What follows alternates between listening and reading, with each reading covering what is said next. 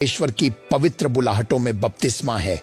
यह परमेश्वर की अनंत योजनाओं में बपतिस्मा है। यह परमेश्वर की अनंत इच्छा, स्थापना और उद्देश्यों के साथ सह कार्य करने का बपतिस्मा है। आग का बपतिस्मा परमेश्वर के पवित्र विधियों के ईश्वरीय समर्पण, कॉन्सिक्रेशंस के विभिन्न आयामों में बपतिस्मा है। तो आग का बपतिस्मा एक व्यक्ति के साथ पवित्र आत्मा का एक विशेष व्यवहार है। पवित्र आत्मा परमेश्वर की हर गहरी बात का संरक्षक है। कोई भी व्यक्ति पवित्र आत्मा द्वारा कुचले जाने और उसके व्यवहार के साथ तालमेल बिठाने की इच्छा के बिना परमेश्वर की पूर्व योजनाओं को प्राप्त नहीं करता या उनमें नहीं चलता है। परमेश्वर की अनंत योजनाओं का प्रतिनिधित्व करने के योग्य होने से पहले आपको पवित्र आत्मा द्वारा सिखाया जाना चाहिए। इस बात को भूल जाइए कि मुझे बुलावा आया था और वे कलीसियाएं शुरू करके धोखा दे रहे हैं। हमारे पास हर जगह बेबीलोनियन चर्च, सांसारिक कलीसियाएं अधिक हैं जो आज हमारी दुनिया में पवित्र आत्मा द्वारा निर्देशित सच्चे मंत्रालयों की तुलना में अधिक समस्याएं पैदा कर रही हैं। कोई भी पवित्र आत्मा द्वारा सिखाए बिना परमेश्वर के किसी भी दिव्य अध्यादेश का प्रतिनिधित्व नहीं करता है। वह एक प्रतीक्षा की अवधि है। वह एक कुचले जाने की अवधि है। समर्पण, कॉन्सेक्रेशंस के ऐसे स्तर हैं जिनकी आवश्यकता होती है जो परमेश्वर की योजनाओं में चुनाव से पहले आते हैं। तो परमेश्वर चुन रहा है। पवित्र आत्मा इस मौसम के लिए परमेश्वर की अनंत योजनाओं के साथ तालमेल बिठाने के लिए राष्ट्रों में अंतिम बचे हुए लोगों, रेमनेंट्स को तैयार कर रहा है। तो प्रभु कहते हैं कि व्यक्तिगत अनुभव होंगे। पवित्र आत्मा आपके हृदय से बात करना शुरू करेगा। पवित्र आत्मा आपके जीवन के उन क्षेत्रों को उजागर करना शुरू कर देगा जिनसे आपको निपटना है। पवित्र आत्मा व्यक्तिगत रूप से आपकी आत्मा को शुद्धिकरण और समर्पण की उन परतों के बारे में कायल करना शुरू कर देगा जिनसे आपको आदर का पात्र बनने और प्रभु द्वारा उपयोग किए जाने के योग्य होने के लिए गुजरना होगा। तो यह आग का बपतिस्मा एक शर्त है। यदि आप चाहते हैं कि परमेश्वर इन अंतिम दिनों में आपका उपयोग करे, यदि आप अंत समय की सेवकाई का हिस्सा बनने की इच्छा रखते हैं, तो जाग जाइए। अपने भीतरी मनुष्य पर, अपने अंतरात्मा पर आत्मा के कार्यों को स्वीकार करें। ये कुछ ऐसा है जो हमारे अंदर चलता है। आप में से कुछ चालाक हैं, आप धोखेबाज हैं। पवित्र आत्मा आपकी इसी चालाकी से निपटना चाहता है।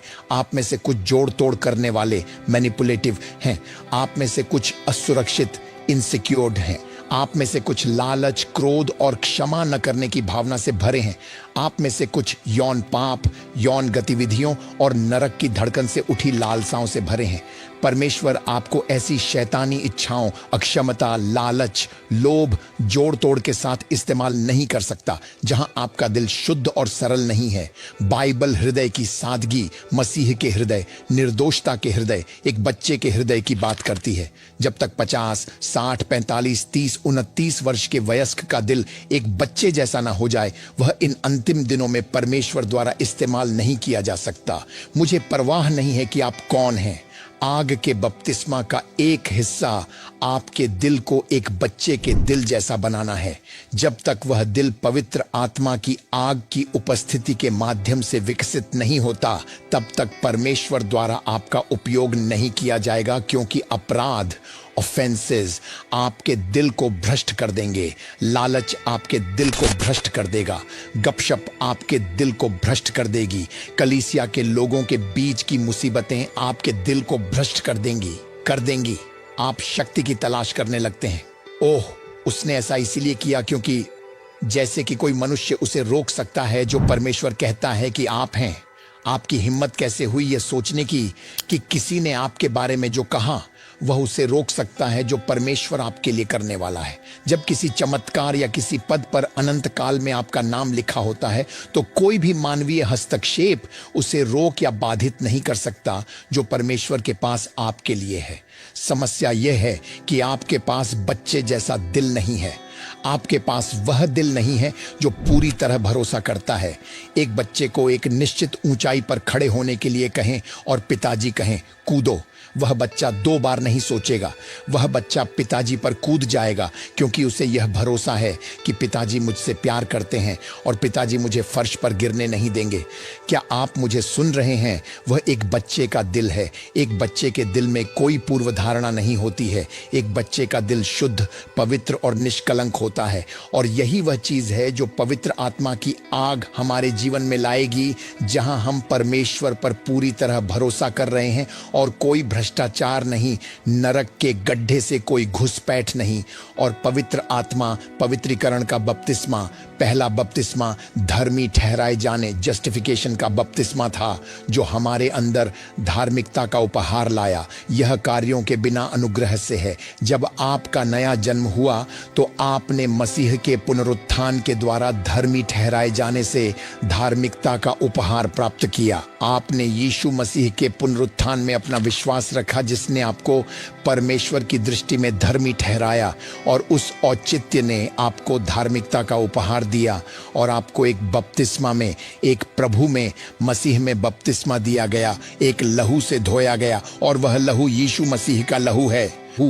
लेकिन अगला बपतिस्मा है, उस बपतिस्मा को आग का बपतिस्मा कहा जाता है। यह खुद को बदलने के लिए सौंपने का बपतिस्मा है। अपनी पुरानी विचारधाराओं को त्यागना, अपने पुराने दर्शनों को त्यागना, अपने जीवन के पुराने तरीकों को त्यागना, अपने शरीर, अपने दिमाग, अपने विचारों, अपनी कल्पनाओं, अपने दिल को मसीह के अधिकार में लाना। और इस प्रकार का परिवर्तन चुनौतीपूर्ण हो सकता है, और इसीलिए बाइबल इसे आग कहती है।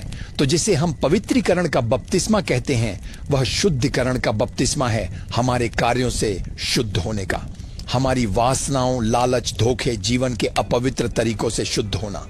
आग का बपतिस्मा पवित्रीकरण का बपतिस्मा है। विभिन्न स्तरों का समर्पण, हमारे दिमाग का समर्पण, हमारे विचारों का समर्पण, हमारी कल्पनाओं का समर्पण, हमारी विचारधाराओं का समर्पण, हमारे शरीर का समर्पण, प्रार्थना के लिए, जीवन के पवित्र तरीकों के लिए समर्पण, जीवन के संकीर्ण मार्ग के लिए समर्पण। और मैं यह प्रकट करना चाहता हूं कि यह आग का बपतिस्मा वास्तव में क्या है। यह दर्द का बपतिस्मा है, पवित्र आत्मा के साथ चलने का दर्द।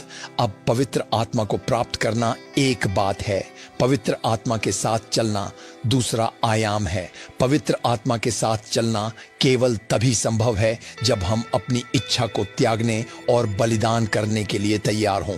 कोई भी अपनी इच्छा को सौंपे बिना पवित्र आत्मा के साथ नहीं चलता।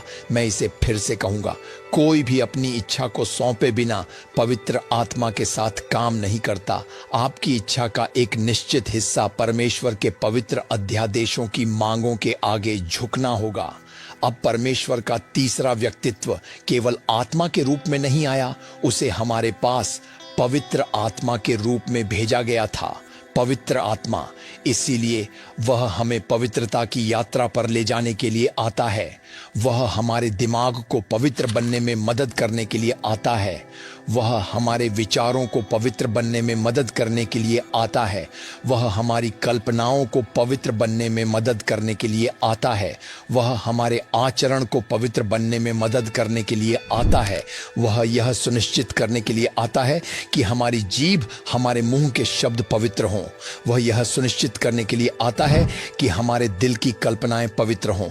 तो परमेश्वर के तीसरे व्यक्ति की सेवकाई मानव चेतना का पवित्रीकरण, शुद्धिकरण और पुनः संरेखण, रीअलाइनमेंट लाना है, ताकि वह परमेश्वर की पवित्रता में, प्रभु की शुद्धता में आ सके। और निश्चित रूप से जब कोई व्यक्ति पवित्र आत्मा के साथ चलना शुरू करता है तो सबसे पहली चीज जो वह अनुभव करेगा वह है दर्द। दर्द, दर्द, दर्द। कैसा दर्द? वह दर्द कि आप जीवन के अपने सामान्य तरीके को छोड़कर एक दूसरी संस्कृति, एक दूसरी दिव्य परंपरा को अपना रहे हैं। आप वह छोड़ रहे हैं जो आप किया करते थे, और जो आप किया करते थे उसे छोड़ने की वह लड़ाई ही आग का बपतिस्मा है। यह एक शुद्धिकरण, पर्ज है। यह एक कठिन समय है। यह एक ऐसा क्षण है जहां अतीत में किसी ने आपको थप्पड़ मारा तो आपने वापस थप्पड़ मारा, लेकिन क्योंकि आप यीशु के निर्देशों के साथ तालमेल बिठाना चाहते हैं, आप इस व्यक्ति की आंखों में सीधे देखते हैं और कहते हैं, यदि आप जानते कि मैं शरीर में कौन था तो मैं आपको वापस मारता, लेकिन यीशु के कारण ये गाल लो, दूसरी बार थप्पड़ मारो। और उस क्षण में हम शरीर द्वारा प्रतिक्रिया न करने के दर्द से गुजरते हैं। अब यह आग का बपतिस्मा है जिसे सरल शब्दों में समझाया गया है। आपको समझना चाहिए कि पवित्र आत्मा की ओर से आपके शरीर के खिलाफ, आपके बौद्धिक मन की इच्छाओं के खिलाफ मसीह की बुद्धि के साथ तालमेल बिठाने की मांग होगी। यही आग है।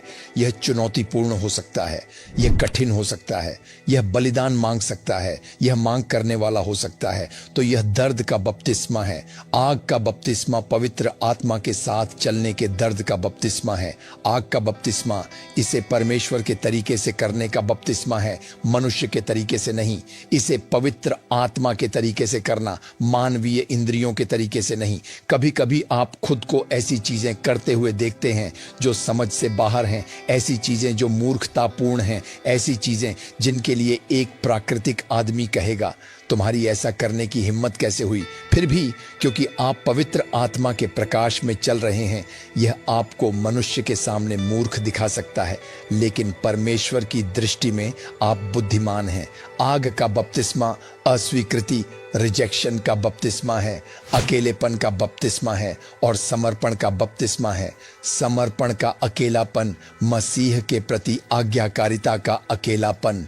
क्योंकि जब आप परमेश्वर के मार्गों पर चलना शुरू करते हैं तो वे लोग जो परमेश्वर के मार्गों से नफरत करते हैं आपकी ओर पीठ कर लेंगे। आग का बपतिस्मा अलगाव, सेपरेशन का बपतिस्मा है। आप अकेले चलेंगे और आप पवित्र आत्मा के साथ अकेले चलेंगे।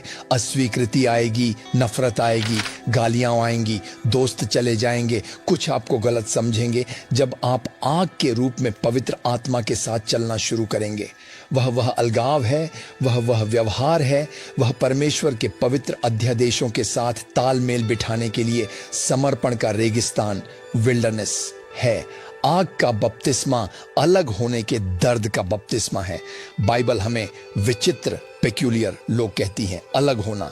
हमें यीशु की सेवा करते हुए अलग होने पर आश्वस्त और गर्व होना चाहिए।